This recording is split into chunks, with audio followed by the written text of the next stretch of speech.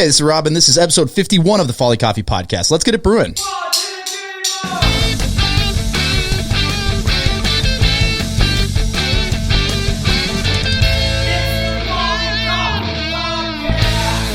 That is Kai.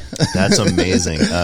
So I know Kai very well. Yep. And, I never realized that you guys knew each other until Kai and myself were out filming a music video with the Four on the Floor in like just the middle of nowhere behind Flat Earth Brewing. And if you go back there, you're like, oh yeah, this is where like illegal activity in St. Paul happens. And then I look up and you're just like walking down with a bag of coffee and you just hand it straight to Kai. And I'm like, what is going on? I didn't know that was going on. I was there for illegal activity, and you happen to be shooting the music video there. I was like, dang it, well, all these people are around when I'm trying to do illegal activity. Yeah. So you did a front with the coffee beans, like, oh.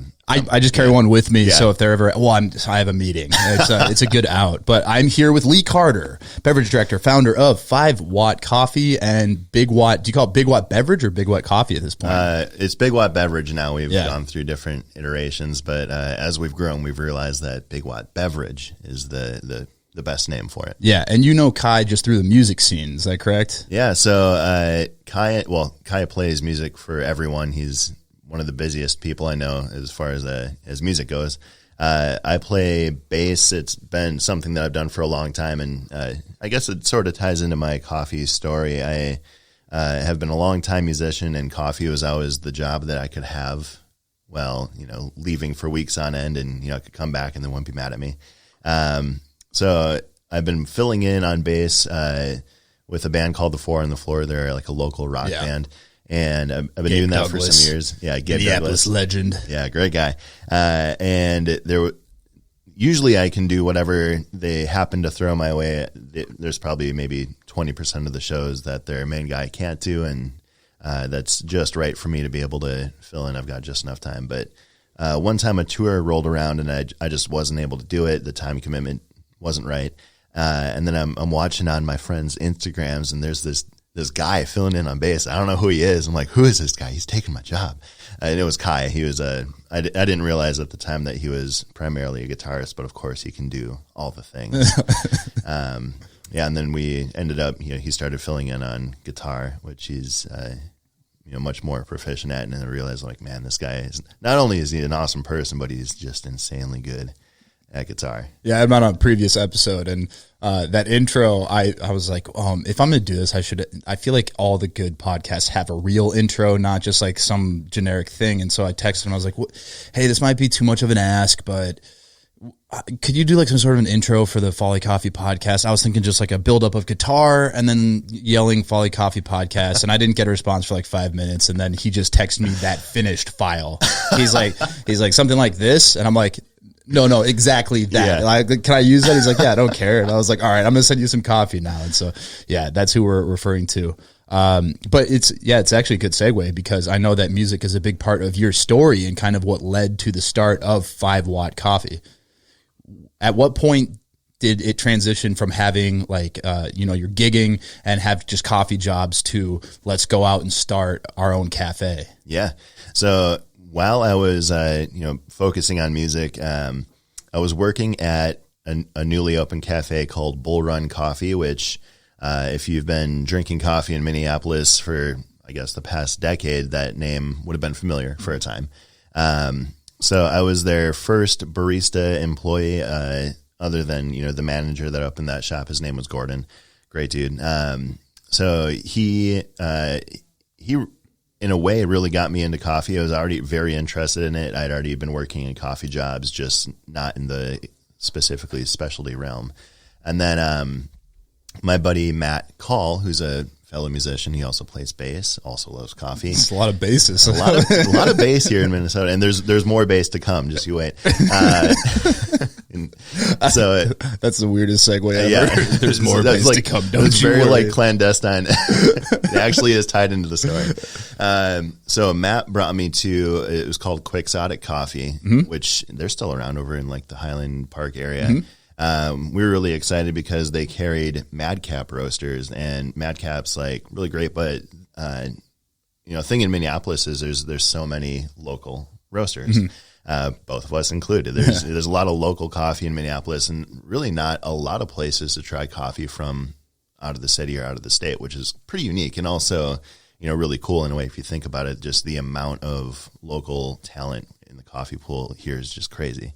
So we were excited to try this Madcap coffee, and I just fell in love with Quixotic and started going back like every day. I would work my coffee job at a Dunn Brothers and then drive way over to Highland Park out of my way just to get coffee. And Gordon was managing Quixotic Coffee at the time, so I'd see him all the time. And eventually I started bugging him for a job, and there just wasn't room on the staff.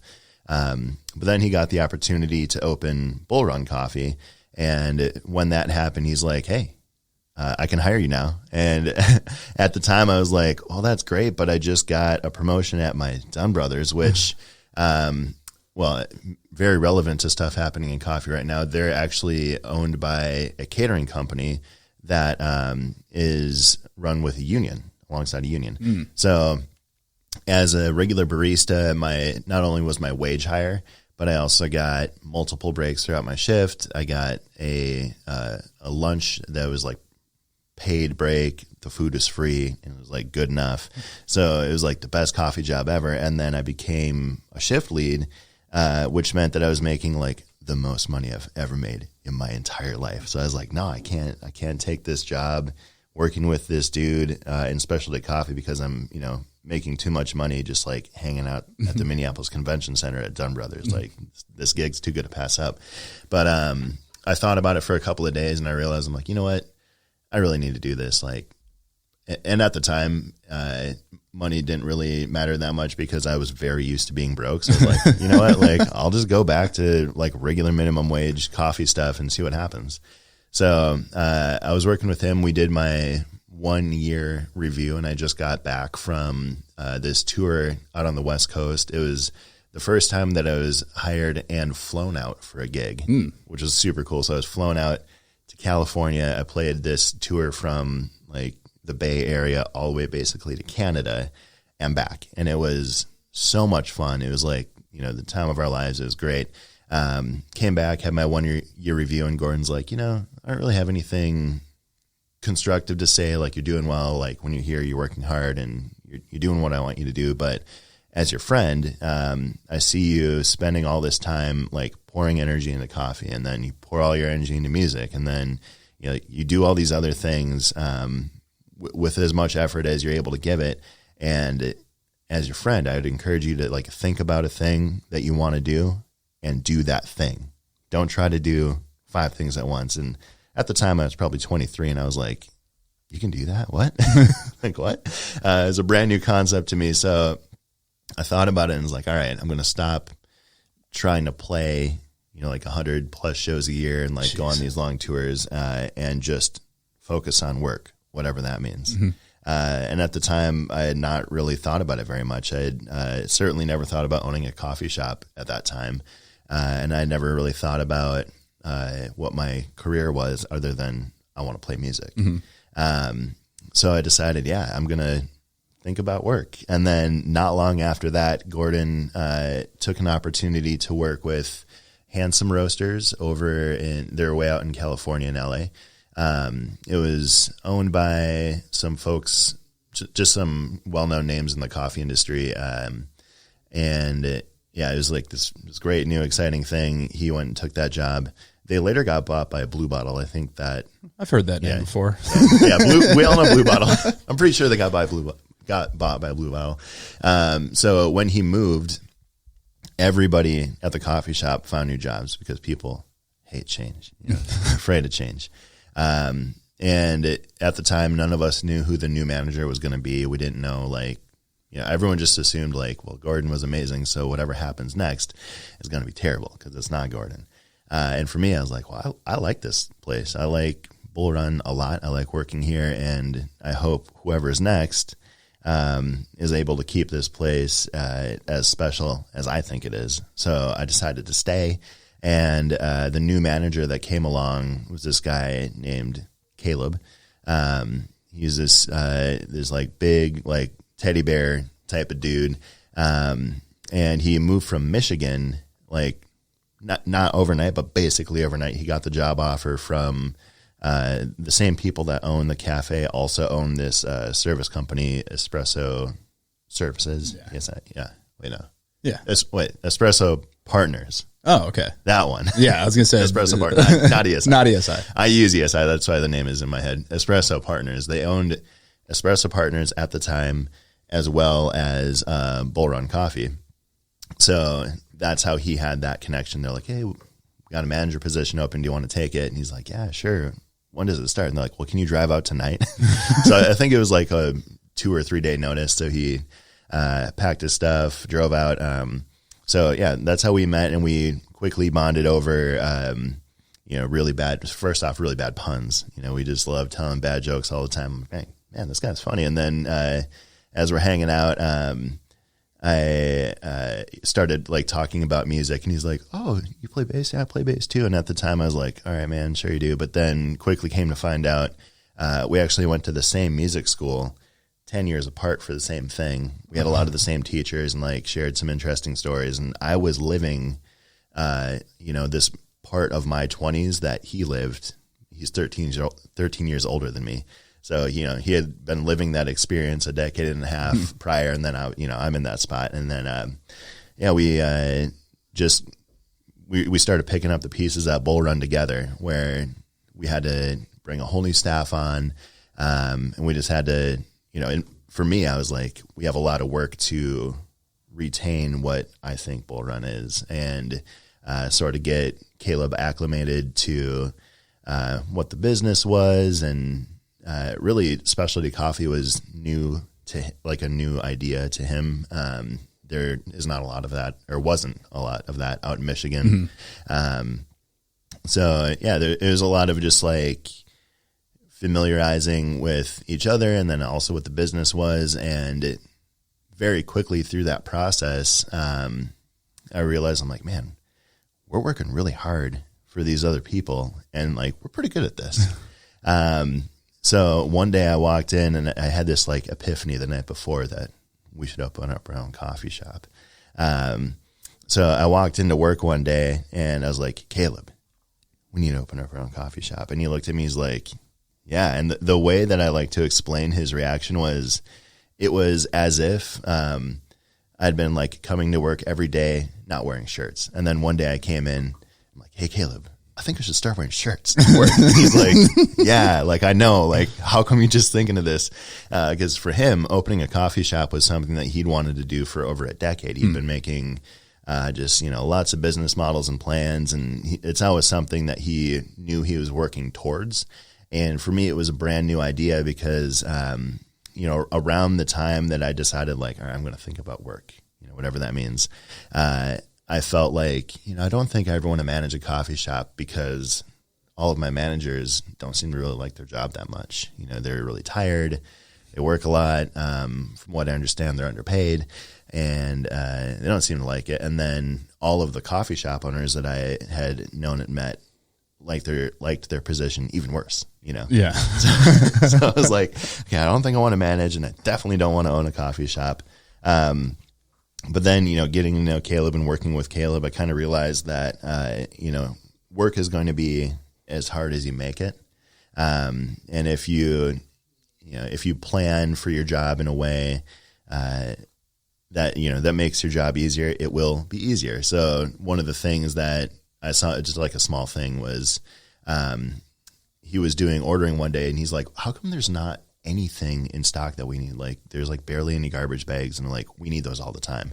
So he went out to Restaurant Depot, got like everything we needed and another backup. And then all of a sudden he wasn't making Gordon was making a couple of trips to Restaurant Depot every week. And now Caleb was only going there every other week, one time. And I was like, oh, like, yeah, jobs can be difficult, but you can find ways to make them easier. And if you do that, you're probably going to like your job a little more. Yeah, it's all this stuff where people are like, no, that's not how we do it. And you go, why? Because that's just not how it's done. Yeah, it's just not, I just don't do it that way. And as I've gotten more into business, throughout the years, it's now been over 6 years, I've become very interested in systems. I love systems, ways to make things more efficient, more streamlined. And I'm really interested in making systems that people that are working don't even notice. It just makes their life easier. So I came into the coffee shop one day. I was like, all right, man, we need to do this for ourselves. And he's like, yeah, well, I'm broke. I'm pretty sure you're broke. How are we going to do this? And I was like, well, I don't know. Like, I think I know a guy that like might invest, maybe. So I went out to breakfast with this guy, and he said yes at the breakfast. And I was like, so like, that's it? Like, you'll invest in the coffee shop. That's it. And he's like, yeah. It's like, okay. Well, I guess we're going to start looking for spots now. So we eventually found the spot on 38th and Nicollet in the Kingfield neighborhood. Mm-hmm. That's the original location, right? The original location, yep. And opened our first coffee shop. It was crazy. And that was, it was over 6 years ago. We opened May 2nd, 6 years ago.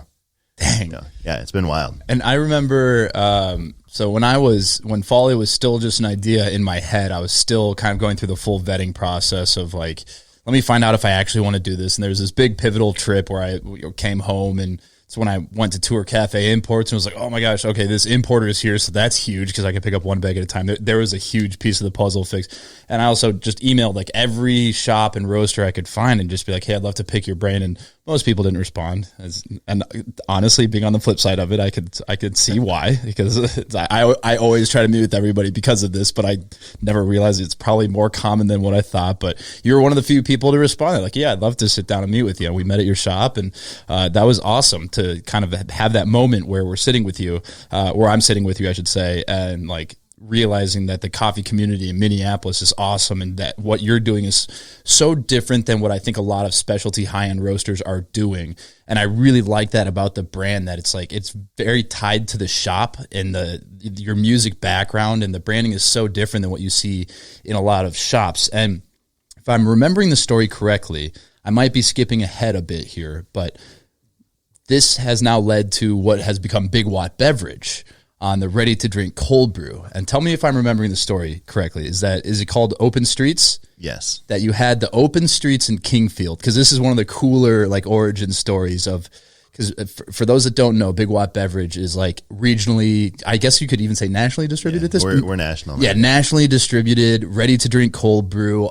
Like, you have your straight black cold brew, which I think is one of the best ready-to-drink cold brews on the market. Thank you. And then your flavored cold brews, like the different flavors you have. The thing that's impressive to me, because I'm always like really looking at labels for sugar especially, is the flavor you get out of these, the sweetness you get with very, very small amounts of sugar is unlike any other cold brew out there. You get the Starbucks, you get any other cold brew that's a sweet flavor, and it's loaded. You're like, I might as well just have a donut and a black coffee. I mean, like, this kombucha is a great example. It's why I love bootleggers so much. It's like 2 grams of sugar. Yeah. And I tasted your cold brew for the first time, I think like the honey nut flavor, and I was like, oh, this has got to be loaded with sugar. And it's like a few grams or something. Like there's very little in there. So, well, to touch on that, there's actually a bunch I want to touch on in the moment you've been talking. I'm gonna skip back to Open Streets, but so just with like sugar and flavor, there's like kind of a two-edged sword. Like, why do all beverages out there have a ton of sugar? And then with coffee stuff, for example, why does every ready-to-drink coffee beverage have dairy in it? All these questions, like, why are things done this way? And I think there's 2 sides to it. The biggest one being that pretty much every brand out there has their stuff produced for them by someone else. That's like, a large beverage manufacturer, and they just kind of have standard practices. And then, for them, it's like, well, this is how we do it. If you want to put vanilla in your thing, here's our vanilla formula. It's this much sugar, this much of a, vanilla flavoring, and it tastes like this. Here you go. And here's maybe 3 versions of that. And then, the question of like, so why is there dairy and why is there that much sugar? There's like kind of this, I think this expectation where people, and I guess in the higher end of the marketing teams and the product development teams are like, oh yeah, everyone wants sugar and milk in their coffee. So that's how we're going to make it. And like, that's just the end of the story. But when you're doing things yourself, we're producing our own coffees, and we still are. We get to decide, like, we're going to do it however we want. We're not kind of held to the standards of another manufacturer's process. We can just kind of do it however we want. And going down that path led us to a ton of victories and, a lot of roadblocks and a lot of opportunities to learn. I always kind of joke, it's not funny, but, we spent a lot of time and a lot of someone else's money figuring this out. It's one of our founding partners in Big Watt gave us the seed investment to do a lot of this product development. And, along the way, we got into it in a very naive sense where we're like, I'm like, oh yeah, I know how to make coffee. This is not a big problem. Now we just put it in a bottle or a can. What else is there to it? Well, that ties back to the start of how you got into it. I mean, that's a perfect segue that you've got open streets in Kingfield, right on the street of your cafe. It's a huge, when they were a thing, street festival, and everyone comes out and there's vendors and food and music. And you're like, we need to serve coffee at this thing, but it's summer. Why don't we just make a big batch of cold brew and put it in bottles and sell? And you, if I remember correctly, you just sold out like really quickly. And then you're like, oh, this is a thing. This is like a very real thing. And obviously at the point you're like hand bottling, hand capping. And that's at what point from there did you go from like, we sold out of these cold brew bottles insanely fast to having the seed of that idea of like this, we need to move forward faster on cold brew itself? So we had a distributor, I think they were called Watt Beverage, came to us and we're like, hey, some of our clients that we distribute product to had your stuff at Open Streets and they want to get it. How can we get it so we can sell it to them? And we're like, we don't know. And so Jason, he's one of the other founders of Big Watt. There's a little more that goes into like how all the people came together, but long story short, the 4 primary people that started Big Watt it was me, Caleb, this guy Jason, and then this guy Alex.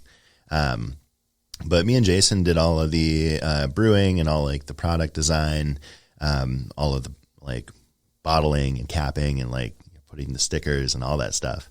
And it took us about 2 weeks, start to finish, from like going and getting the bottles and cleaning them and brewing and packaging and doing all that stuff to make about 250 units, which is not very many units. That just hurt my back hearing that. Not very many units. So we got approached by this distributor who's, just kind of seeing, testing the waters. And we realized like, oh, we can distribute this stuff. That's a huge opportunity. But Jason and I immediately were like, well, we're not doing it the way that we just did that. Like it would take us forever to make a pallet. So immediately we started trying to figure out what are some other ways that we can produce more coffee at once? How can we bottle more at once? How can we, and that sort of led us down the path to, we're building a brewery and we're buying a canning line. So when you're in that is like, that's so awesome and insane at the same time, because when you were evaluating that decision, was there a discussion of something like a co-packer? Could we find someone to produce this for us? Or was that never an option because of the way you guys do things? It ended up becoming not an option. So we had a unique opportunity to work in a brewery called Burning Brothers.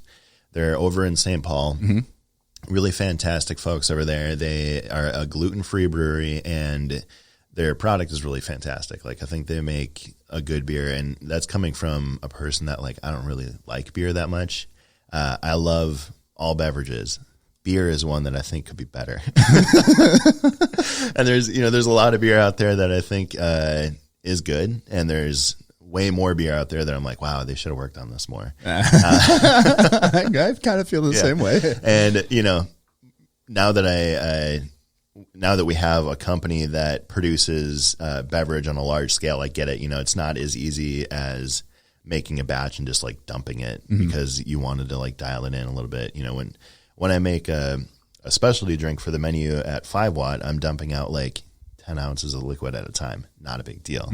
Dumping out 600 gallons of liquid, on the other hand, is a big deal. So I do understand that the time and the cost that it takes to go through like, 15 versions of your IPA is like maybe not realistic. Yeah. But at the same time, I'm like, I just wish that there was more opportunity for people to develop their product a little more before it ends up in, yeah. Well, especially because the way I think about it is there is a time every once in a while you have to dump out a fair amount of something because it just isn't tasting right. And there is that temptation of like, if we just send out this one batch, it's not even that many, it's fine. But you almost have to think of it as just assume, especially when you're a younger company, that every person tasting that batch is tasting your brand for the first time ever. Yep. And every person that tastes that batch is going to go, this isn't that good, I'm never buying it again. And so it sucks when you're on the lean budget and you're trying not to like be wasteful like that. But you have to assume that you potentially lost however many people tasted the first time. That could be a lifelong customer. And it's like the second you stop thinking like that is when the corners become a little easier to cut. And you're like, this one's pretty good. It'll be fine. Nobody will even notice. And I think people notice more than we'd like to think. Well, I always say you can't fool the customer. And I don't think anyone's trying to trick anyone.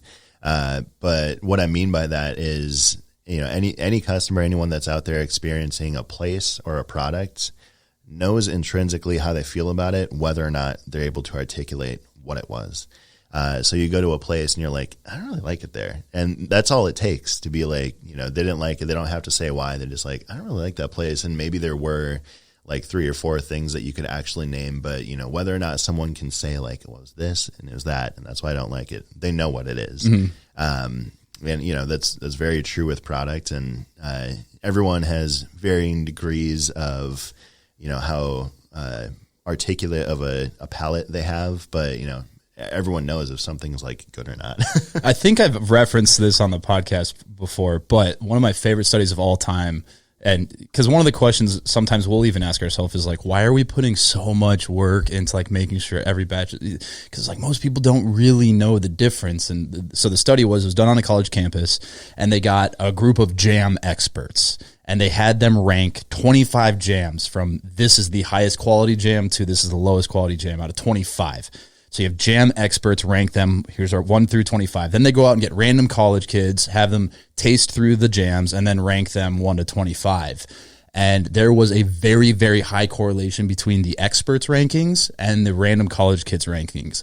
They redid it with another random sampling of college students and said, give us the reason why you're ranking it this way. And when they had to reason why it was top to bottom, there's no correlation between it. So almost asking someone to explain why they don't like it when they're not an expert at that thing, you're going to get an answer that doesn't correlate to what it actually is. And I think in coffee, like you've probably experienced this a lot. People go, what don't you like about it? Oh, it's bitter.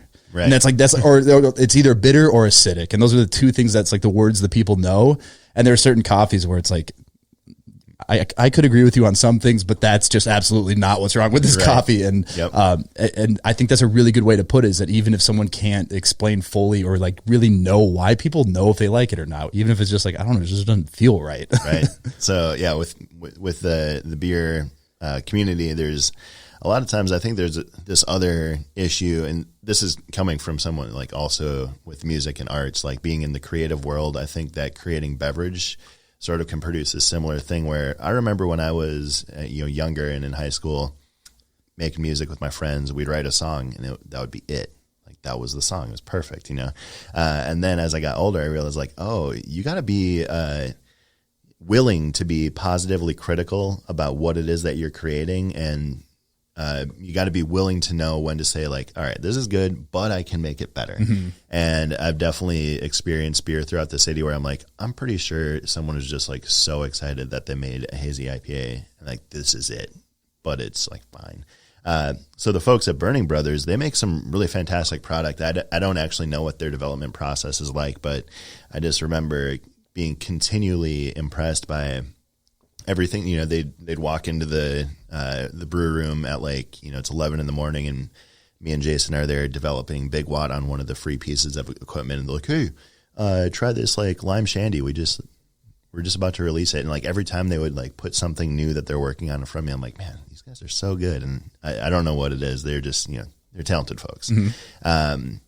So we had the opportunity to do a lot of our development there instead of being forced to do co-packing stuff because as we were getting ready to grow, we're like, all right, we're ready, or, our distributors are ready to take our product, but we don't have it yet. So how can we get it out the doors fast? Do we go through a co-packing relationship, or can we find a way to make it ourselves? And we found this really incredible opportunity to do our own production in the Burning Brothers space, which if we went out and tried to find that same opportunity today, it would just never happen. We just got incredibly lucky. So we got to learn a lot about what different equipment is and what it does, what its current limitations are with the way that it's set up for brewing beer, and how we might change those pieces of equipment if we could. So when we went to build out our own brewery, we kind of had this wish list in our head, okay, here's the equipment that we want to use to do this process, but I really wish it did this, that, and the other thing. And we found a manufacturer in the U.S., actually they're in Wisconsin, called Quality Tank Solutions, and brought this wish list to them. And then one of the head engineers, she's also one of the owners of the company. She's just brilliant. We'd throw these things at her, and we'd say them all right, we don't want to sound ridiculous, but can you do this? And every time she'd be like, oh yeah, that's easy. And we're like, oh really?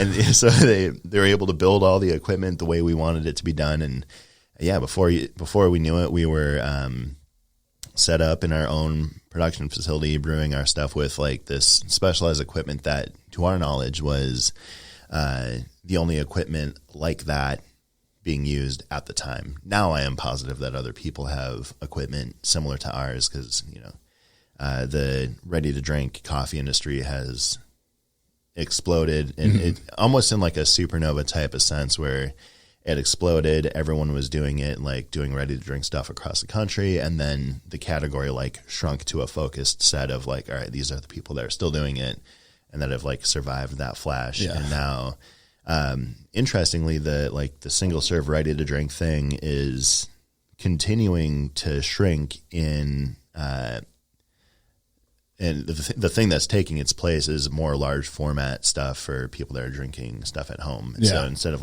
taking one for the road, they're like, all right, I want to take a gallon of cold pressed for the week. Yeah. So the industry is definitely shifting and changing, but all that to say, the industry definitely grew exponentially, as did the understanding of how to brew cold press on a large scale, and how to get something that actually tasted like it might in a coffee shop. And that was our goal with Big Watt. So, I appreciate that you like our product, but our goal from the start was, how can we make this taste like it does at the coffee shop? And the first thing that we realized when we started working with traditional brewing equipment, which kind of goes back to our conversation way earlier, why does all the ready to drink stuff on the market have this much sugar and dairy in it, and why does it taste like this? The physical production process also has industry standards, it's brewed like this to this ratio, and most importantly, it's filtered this way, and then you're ready to drink it. And that filtering process is unlike anything that you ever see in a coffee shop.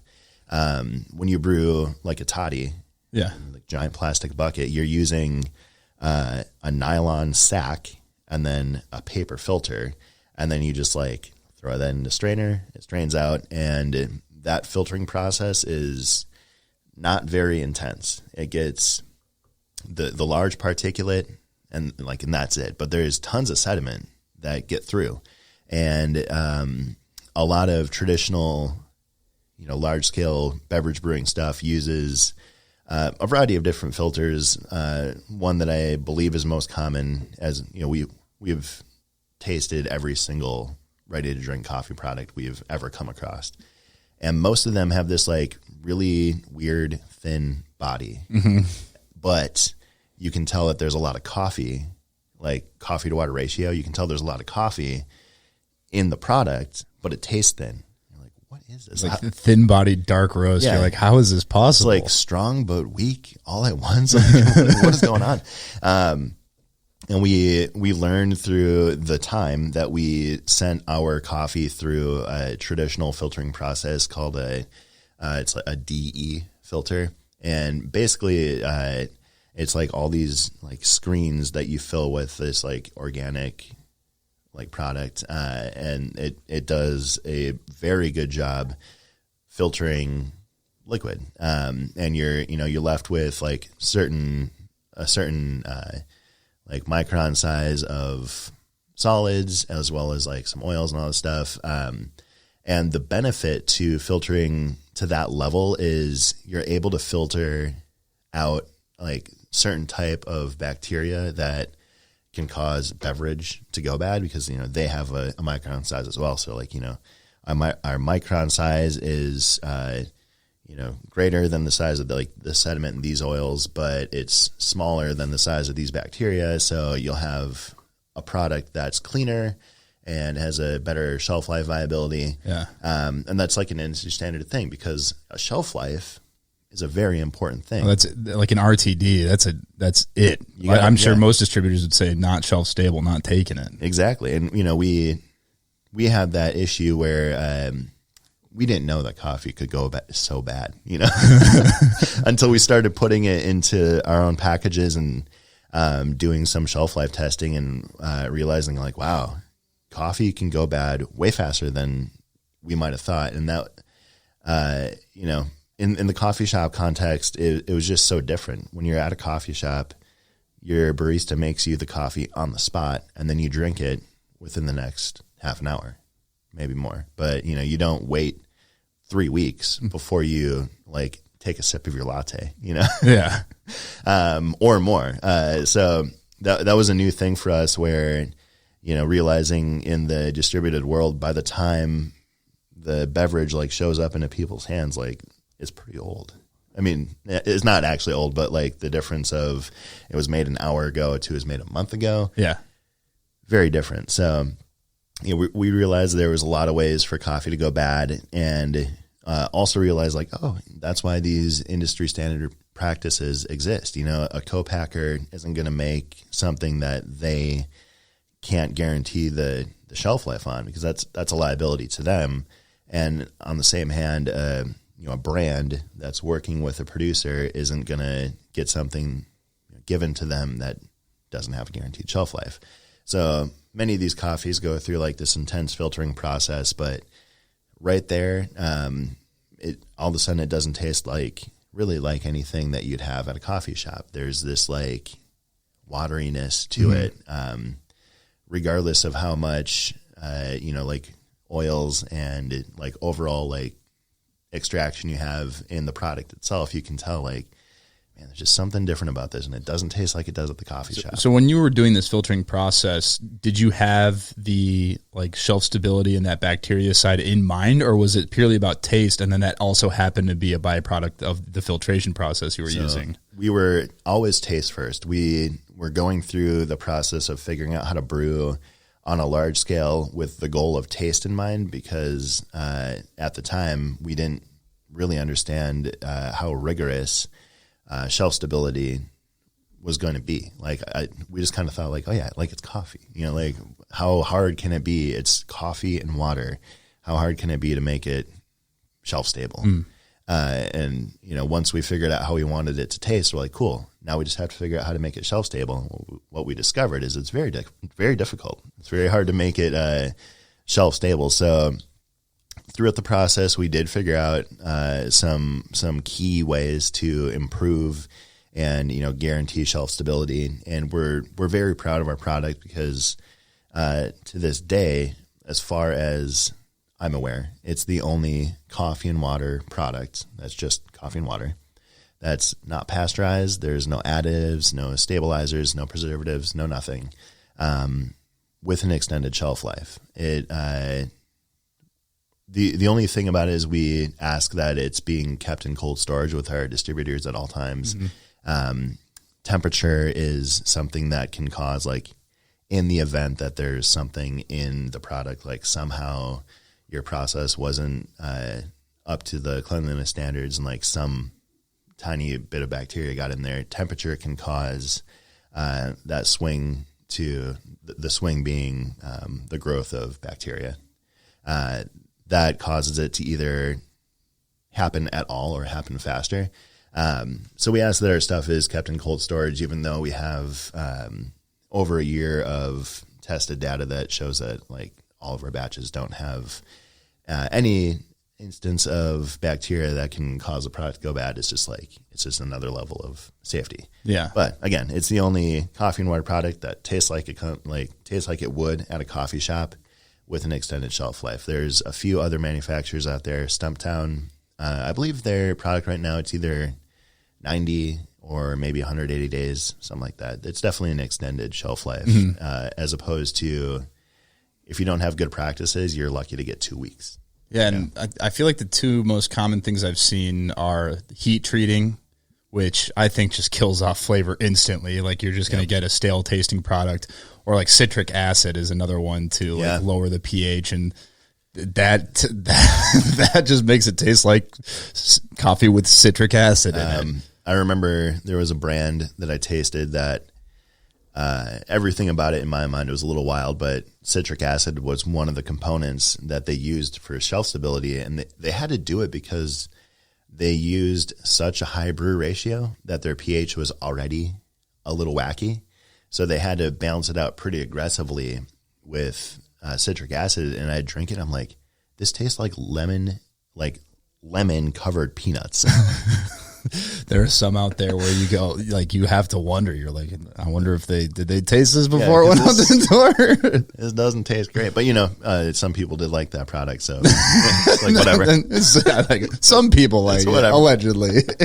Yeah. So we're very proud of our product, and we're really happy to see that we were able to crack this code that met our original incredibly naive goal of making a ready-to-drink distributed product that tasted like it did in the coffee shop and meets these shelf stability standards that is required to distribute the product. Because, no customer of ours at home drinking our product cares that there's a shelf life. Like, hey, Billy, check it out. This coffee has a 12-month shelf life. Like, no way. No one cares. No consumer cares. But, distributors, that's like one of their top priority concerns. So we're really proud that we have something that appeals both to the people that are going to drink the product. It tastes really good. It tastes like it does at a coffee shop. And for the purpose of our distributors, it has a very extended shelf life. And I haven't seen anything that meets those standards. We call it process purity. That, again, no pasteurization, and then no additive stabilizers, preservatives, nothing artificial. There's other like coffee and water stuff like Chameleon, for example. They have an extended shelf life, and they can be out in ambient temps, but you can tell that it was very intensely filtered, and it was pasteurized, and it's not like terrible. And that's a good way to put it. And I think that's a perfect example of a quality, especially of coffee, that if you're not a if you're not a super coffee nerd, that like mouthfeel or like how the coffee feels on my tongue. Like if you try to describe that to somebody, it always comes off as awkward, but it's a really good way to put it, that a lot of these cold brews, you're like, the flavor's not bad. Like it's not bad, but it's not, something about it is off. And it's like dark roasted and like full of that flavor, but like it's thin.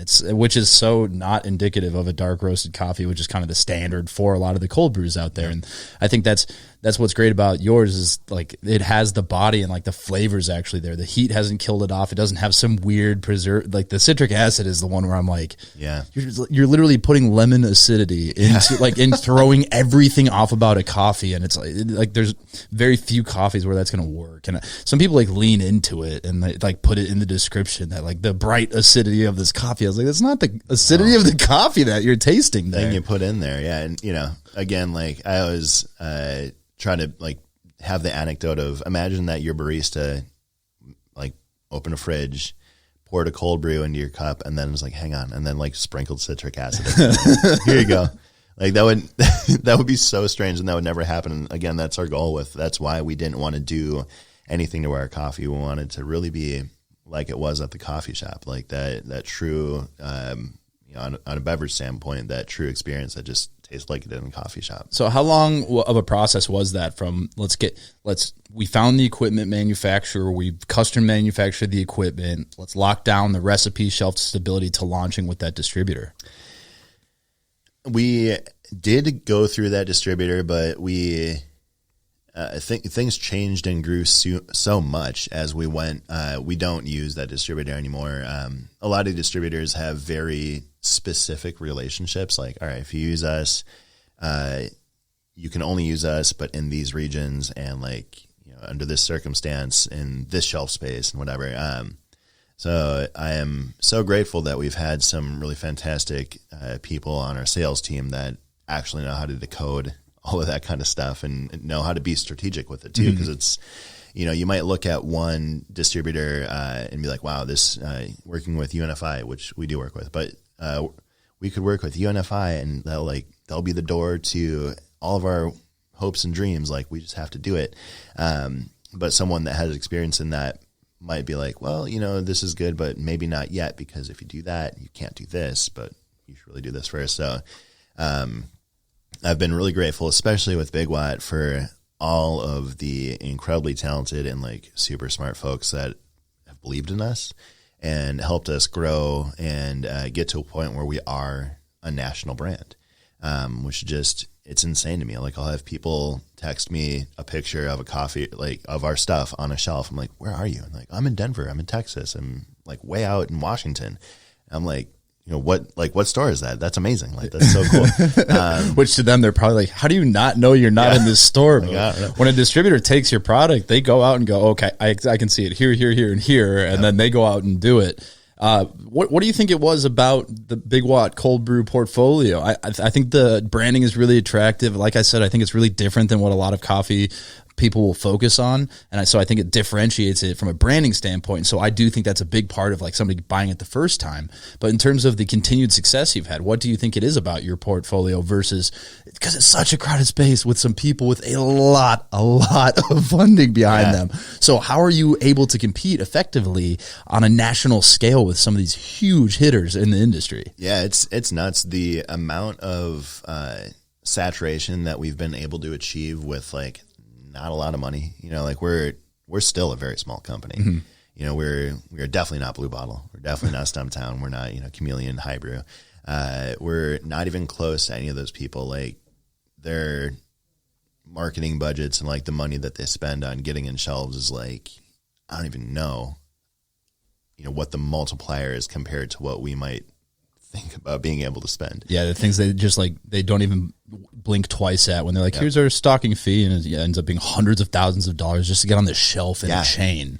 Yeah. And I think sometimes the average consumer doesn't think about, why do all these different grocery stores sets look the same? It's like, because it's the people with the money that like, a $50 shelving fee might not seem like a lot for one store, but when they've got hundreds of stores across the entire country, you're talking hundreds of thousands of dollars just to get on a shelf in some places. Yeah. And well, a lot of people don't realize that there's this like pay to play scenario, which, if you have the budget for it, it's great and it's worth it. But, we don't really have that money just like lying around it, at least to do it on the high level that we see people doing out there. So for us, I think it was the ability to have this sort of like specialty grade, specialized product that was unique, but still like super familiar, was competitive in price, and it met like all these shelf life criteria. Because everything else that would come across these people's plates were like, it's like a small, like either local brand or just like a small brand.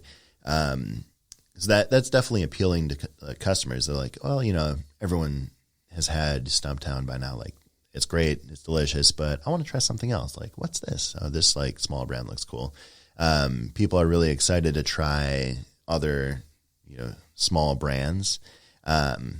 But not a lot of small brands are able to deliver something that, meets all these appealing criteria for a distributor, be it, again, like price, quality, and shelf stability. So we meet all those marks, but more importantly, like I mentioned, we have a lot of people that really believe in us. And, it's a thing that every time I take a step back and look, it's like incredibly humbling to be like, wow, all these people that are involved with Big Watt and 5 Watt are here because they believe in what we have and what we're doing. And they, they really see some potential in it. With the Big Watt team, a lot of those folks don't even drink coffee. At first, like the first time it happened, someone came on like, "Yo, I don't really drink coffee." I was like, "That's funny," but then it kept happening, and I was like, "Wow!" Like all these people that don't really drink coffee see the uniqueness of the full set of things that we brought to the table. And again, like it's not that we got lucky. We worked very hard to create this product, but had we known going into it how difficult it would have been to achieve all of those parameters, like I don't know if we probably would have just been like, okay, let's just do the industry standard way of doing things. Yeah. Like that's easy and it's going to guarantee, our claims. It'll be easy. But thankfully we were incredibly naive and stubborn, and we decided to figure out like, well, we decided we're doing it this way. We are going to do this. And both myself and Jason are very, we're very stubborn in that way. Like we set out to do it this way. We're going to do it. Yeah. And between the two of us, we came to a lot of solutions that other people haven't quite yet figured out yet, either because they don't know that they're possible. And yeah, we didn't know. Again, we didn't know that the possibility of our solutions was just so like far out there. We thought like, oh yeah.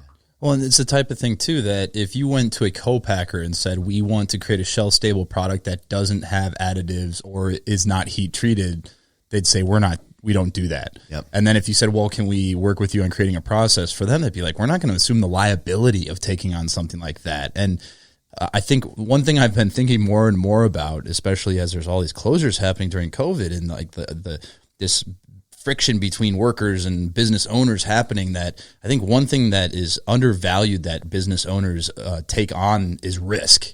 Yeah. And so the risk you take on by building your own brewery for cold brew and like creating a product that isn't pasteurized or have the stabilizers or those additives into it is a risk to even go in and begin that process. Right. Because most people would say, I don't care how hard you work, it's probably not going to happen. And then it happens and you realize, oh, now we have in the cold brew category an actual point of differentiation, which most of them, their point of differentiation is like, that's not different. I think everyone does that. And that's, and it comes through in the flavor is the key thing. Like you said, no one cares. Like no consumer's like, oh, that shelf stability is awesome. But because you don't go through those like normal processes, it tastes better. And like, which is so rare in an RTD product. It's so many times it's these large companies. They're like, this category is exploding. We have to bring an offering. How quickly can we do it? Who already makes it? All right, let's either buy them or do this. And that's what I think separates it back. So to kind of finish out the episode, let's jump back. So you have your first location of 5 Watt. What year was that open? Six years ago, you said? Yeah, that was 6 years ago. So yeah, 2014.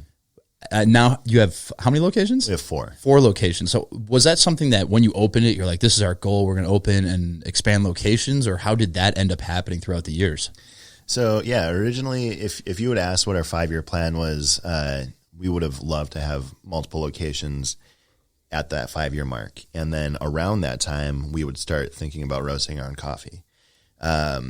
Things did not happen that way. So we launched Big Watt, really, again, like, so the way that Big Watt happened in short was I got approached by Jason, who saw what we were doing at 5 Watt and was like, hey, like, this is cool. I just want to talk. And he kind of wanted to pitch his services. He had done some cocktail development and design, some menu design for cocktail. And he's like, what you're doing is cool. It's cocktail-inspired coffee. Cocktail's my focus. Coffee's your focus. Maybe we'd have some synergy here. And as the conversation went on, I knew that he was perfect for this other idea, just an idea that Caleb and I had to do Big Watt, where we wanted to put coffee into bottles, and I wanted to name it something else because I'm like, if it leaves my storefront, it kind of freaks me out to have my coffee shop's name on it, and especially if we distribute it. It's so smart. Yeah. So we and we have questioned that, like, should we have just left it? I don't know. And now it's all hindsight. I think people, they think of one thing as one thing, and the second, so it's 5 Watt the cafe. Is it I think, it's such a good idea. So I'm happy we split it off, especially for as much as Big Watt has grown and become a thing of its own.